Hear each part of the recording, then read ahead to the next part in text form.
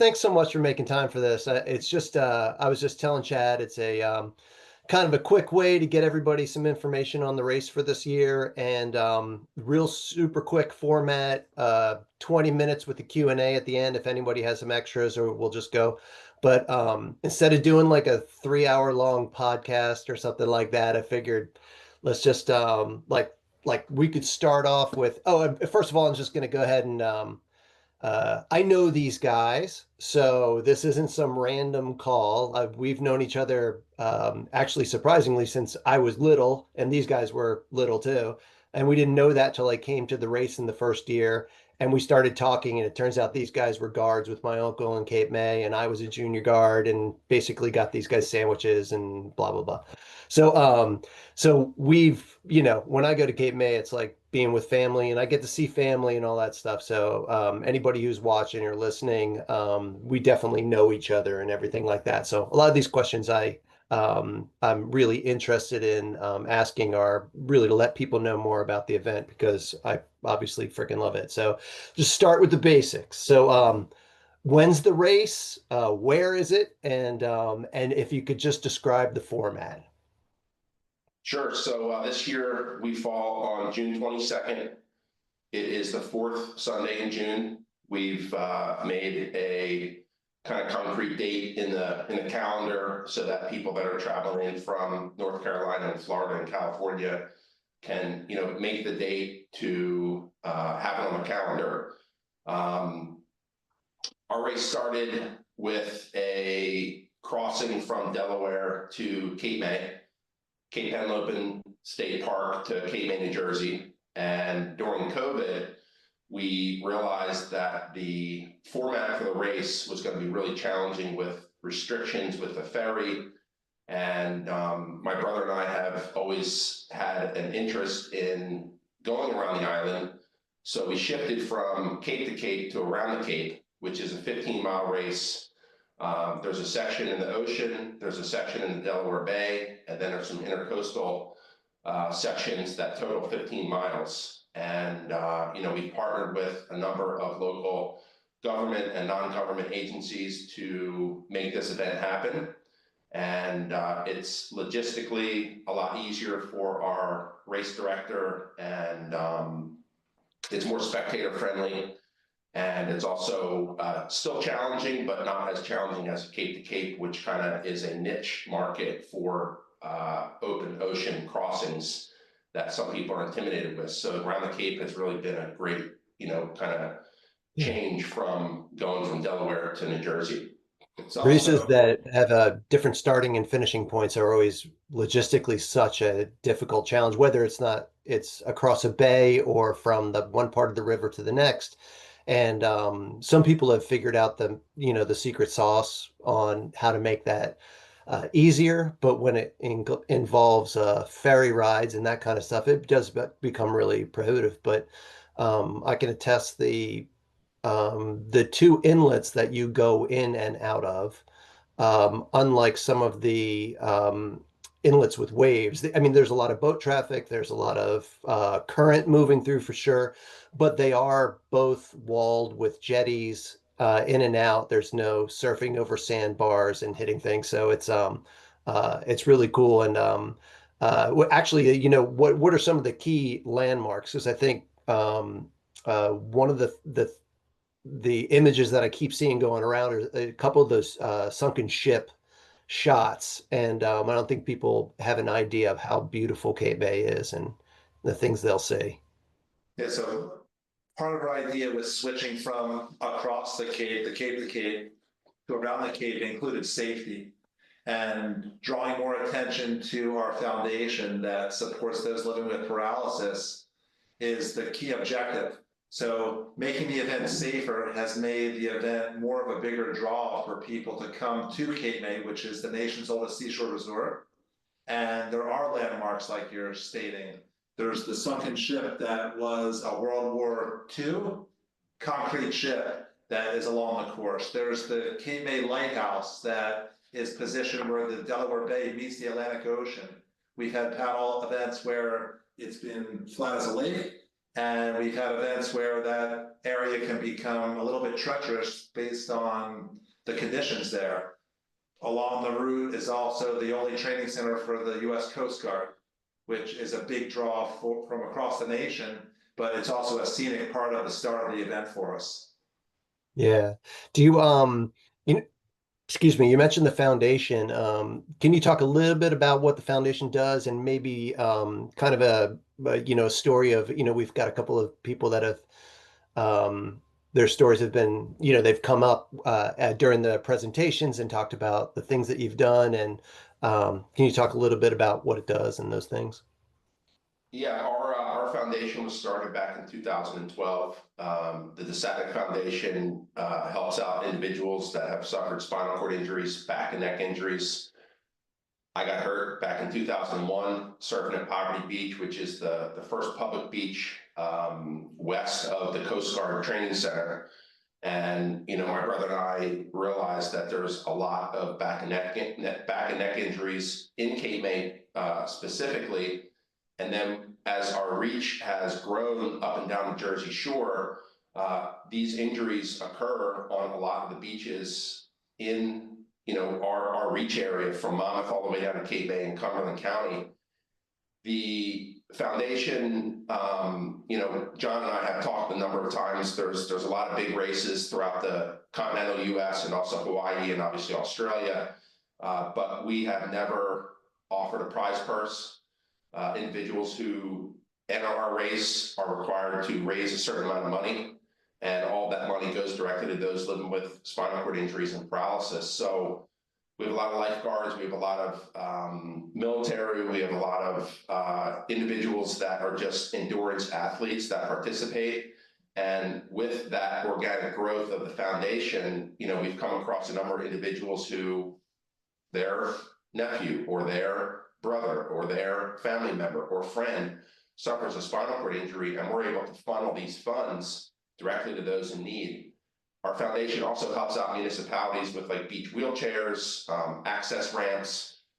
We've helped individuals in their own home with like lifts to get out of a chair. And we've also partnered with a number of physical and rehab therapy centers that, again, are part of our reach area. That's part of our mission statement, is to be in the New Jersey area. And it's really been a great outlet to help individuals and also, kind of self-promote, right? To get the name of the Desatnick Foundation out there for individuals that want to apply for money, or municipalities that need the beach wheelchairs or need the access ramps. So it's really been a great kind of organic growth on a lot of people's behalf to help those in need. Yeah. I'll tell you, seeing all those beach wheelchairs lined up um, each year when they all come rolling out, and talking to the people who've received either grants or help building ramps or those types of things. It almost feels like we get to see some of our family, coming back each year. One of the things that I think when we talk about how competitors have to raise a certain amount of money, typically that's been $250. And for some people that seems like a lot, but I remember the first year I tried to get 25 people to give me $10. And it was a piece of cake. Uh it was amazing after that. Like the first day I had my 250 covered and I was all excited, because I was like but that's like a really good strategy. And so the next part that I think is really, really unique, and I guess if you could go into the different craft categories, because not only do you have like the Van Nuys boats, um, but you also have I think the largest prone contingency on the East Coast, plus the connection to Catalina. If you want to talk a little bit about that, that'd be great. So the paddling community in South Jersey started off primarily as prone paddleboarding, just like in many areas. Stand-up became more of a mainstream craft, I guess, maybe about a decade ago. So expanding entries to more than just the prone and the stand up, to the lifeguard boats, the ASAs and the Van Dynes and the single rowers. And what else do we have in the mix? Surf skis, which is part of the life-saving racing series, and we also have outrigger canoes. So with it being a 15-mile circumnavigation, it makes it appealing because it typically ends up being about a 3 to 3.5 hour event for most racers or participants. And it draws a lot of people from not only New Jersey, we've had people come in from all over the country for this event, not only for the course itself or the cause, but to enjoy Cape May, which is something that is special to us. It's our home base, it's where we grew up, and many people have heard of it. Many people have been here, but we get newcomers every year that take part in the race, and it seems to be a good thing, and it's a good base for us. Yeah, and just to touch on Catalina, John, yourself, Paddle Monster was an integral part of us becoming the only East Coast qualifier for the Catalina Classic, which is the longest running, probably the most prestigious paddleboard prone race in the country, if not grander in the world. We reached out to the board at the Catalina Classic, and it was just kind of a great fit. I think we had 42 or 43 prone paddlers in our event last year. Catalina offers 3 spots, fastest woman on the stock, fastest man on the stock, and then kind of a wild card with regards to a 14 or unlimited. And those individuals have really fared really well out in Catalina, which is some of the best, you know, Jack Bark and that whole crew out in California, Southern and Central California, Grace Emig and Clint Johnson, Bobby from Delaware, Bobby Frey, and Anthony Colasordo was, from what we understand, the first East Coaster to podium in the Catalina race. So, you know, them giving us an opportunity, but more importantly, having an established racing crew, like Todd had mentioned, you know, our South Jersey, you know, Van Dyne lifeguard boats have been part of South Jersey lifeguarding for decades, if not longer. And the Dean Randazzo race, which is 22 miles around at Seacon Island, there's been a really nice meshing of both of those, or both of our organizations, to, you know, basically bring in a lot of people from out of state and in state to race. And also the camaraderie is arguably just as important. Yeah, the small town nature of Cape May has led to many of our lifetime established relationships supporting the cause. And in addition to the paddlers raising funds, we have an extensive list of sponsors. And if you want to mention the title sponsor.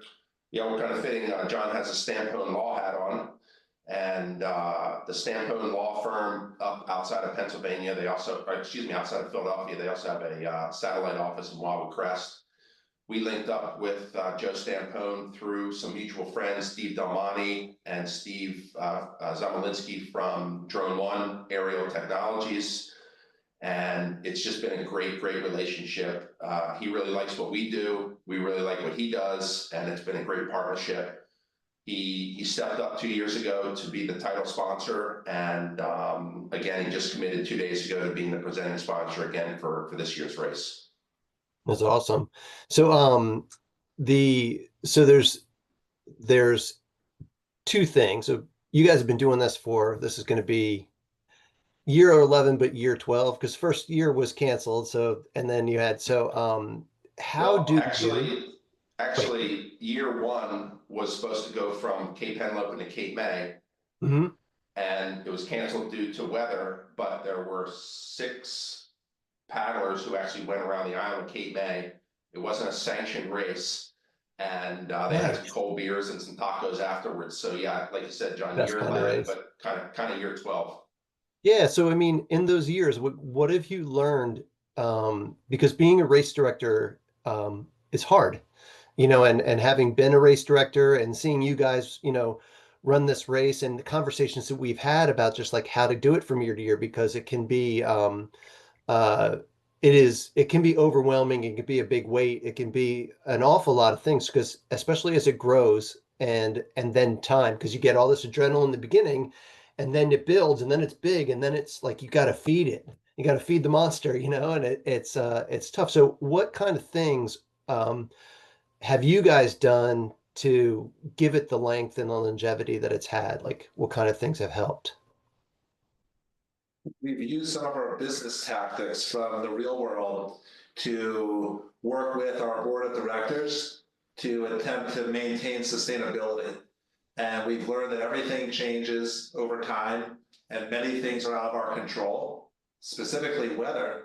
And when we step back and look in, the goal is to figure out how to keep it exciting for not only the seasoned participants, but also the newcomers. There are new people getting involved in athletics, and as we get older, we may get slower, but it's important to create that enthusiasm for not only our buddies, to keep them coming, and understand that some people may step aside and we'll get newcomers. So being sure to step back and look at the big picture is what's important to us. And we want to keep this rolling. And it's exciting to see so many people coming to support something that started so grassroots on a small level. But because this community is so supportive and it rallies behind individuals and causes, it just keeps going over time.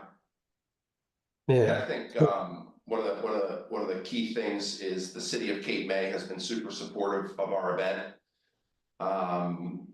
Safety has always been, John, and you and I have had countless conversations with regards to safety, and the big two, Catalina Classic and Molokai, requires participants to not only have their own support boats but also pay for their own support boats. And I think we've kind of done a really good job to keep safety number one. Last year was the first year that we had to alter the course because of a hard southwest wind that blew all night. Mhm. And, there's going to be some disappointed folks who show up that want to go around the island, and there's 80% of the people that sign up for our race could have gone around on the hard southwest, but that 20% is more important because you have to keep them safe. And, like Todd just mentioned with regards to newbies that get into our race, the last thing we want to do is have such a challenging course that they don't come back. Our repeat participation is a tribute to, like Todd said, business support, local community support, municipality support. And you're always going to have your hardcore racers, and everybody knows the names of the hardcore racers. And it's kind of a great thing to bring them back because it's part of the cause and it's part of the race. But fundraising is the number one thing that we try to encourage people to do. We just sent out an email last week for people that signed up for the race that your minimum's 250, but hey, raise more. If you hit your number, increase the number. And we've also launched a individual fundraiser fundraising award. And we also have the Sam Jarmer Cup, who's an individual from Ocean Grove Lifeguard Association or Beach Patrol that suffered a spinal cord injury. We created the Sam Jarmer Cup, and the team organization of the participants who raise the most money get to bring the Sam Jarmer Cup back to their community for a year and, drink coffee and beer, whatever they want to do with it. But again, the fundraising and safety for us, I think, has been the reason that people come back to our event. I touched back on, we don't want to give out a prize purse. I think you kind of attract a different clientele for participation, and the camaraderie is really something to be said for not only Cape May, but we go up and down the East Coast and people flying in from California now. Yeah, it's interesting because sometimes you go to races and safety isn't first, and you get in there and you realize you always want to be self-sufficient as a paddler. You always want to be able to make sure that you've respected the distance, that you're able to do the distance. But there's a certain amount of support that most races do, and some of them do it better than others. The one thing about your race is that you're never out of line of sight of a boat, and if not two or three.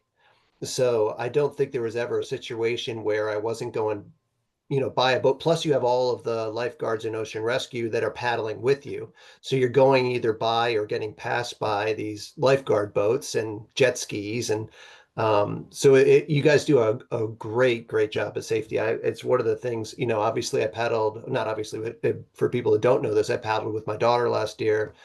She happens to be really good in the water. She happens to have grown up paddling, but to take a 12-year-old out into that, um, is I wouldn't have taken her out there if we felt unsafe. And she was one of the people that was disappointed she didn't get to go around the whole island because she was like, she likes that kind of like those conditions, but she also liked the bacon wrapped scallops at the end. And one of the things about your event that um, you have certain events that people go when they connect, but your event is one of those silent nod events. Like at the end of it, when you look at people that have done it and you look at each other and you kind of just give each other that nod, like, that like, well done, like you got it, you did it. Like there's something different about an event like that. And it's really a testament to what you guys have built. But so let me wrap this up with one thing too. So for other race directors, there's any tip or anything that you think if they could just do this one thing, or if they added this one thing, it might really help them because it helped us. Hire Domo Pro. Yeah. Hire someone to do the timing, right? Yeah. Yeah, and Or to run, yeah. we've had a lot of interaction and events with Life Rolls On, which is a national organization for spinal cord injuries. They have surfing events and skateboarding events throughout the summer, up and down the East Coast, up and down the West Coast. I traveled with Jesse Billauer up to Canada to do a They Will Surf Again program. They've done them in Hawaii. And we organized 10 years of a golf tournament, and I did everything myself. And John, you're super familiar with this, but hiring the right people for the right people on the right seat in the right bus is something that I think I got to a point where, I came to my brother, I was basically begging him to say, we need to do something here because I'm going to be burned out.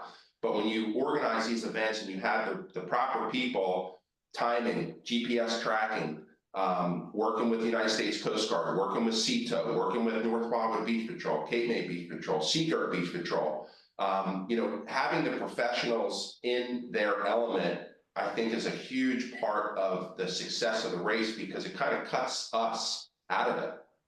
You're able to just say, okay, I know Seagirt is on the wave runner, North Wildwood's on the fireboat, and they're doing their professional job in a wetsuit or a bathing suit, but they're also helping out our event to be successful. So I think surrounding yourself with the right people is the key component to a successful event. And to add to that, John, we have a large group of volunteers, both on land and on water, that help make us a safe event where if something happens, and hopefully things won't happen, there is support there from the professionals down to the volunteers all over. And being able to scale the event has allowed us to bring in more people and, most importantly, more fun and definitely more funds for the cause. So investing in the professional company has allowed us to bring more money in because we've been able to make the event much larger, and we've raised hundreds of thousands of dollars over the years for people that are in need, which is the key to our foundation's success. Yeah, it's amazing that you have different events. Some of them are professional, some of them are for charity. The events where it's very clear what the funds are going towards, from a charity standpoint, when you can see that the money that you're raising is going to a cause that means something, you get such a different level of passion from both the paddlers and the volunteers, because the volunteers know what they're volunteering for. Like they're helping put on this event so they can raise money for this cause. And I think that's one of the things that sometimes when races, they forget that aspect, that if they bring on a charity that can benefit from this, that they can donate a certain amount of the proceeds for, if they're not a foundation based race. Let's just say they're, a regular couple of people doing a race, but they want to have a charity component to it. Having that be really prescriptive and clear and transparent as far as like what they're raising for who, makes that a big deal, because your volunteers, I mean, all the way down to the people on the boats with water and taking photos and food, everything, and also the gear. The swag is kind of awesome. So to be able to um, come back and have something that said like a little a keepsake that basically says, for me, it's, my collection of shirts and a hat here and there.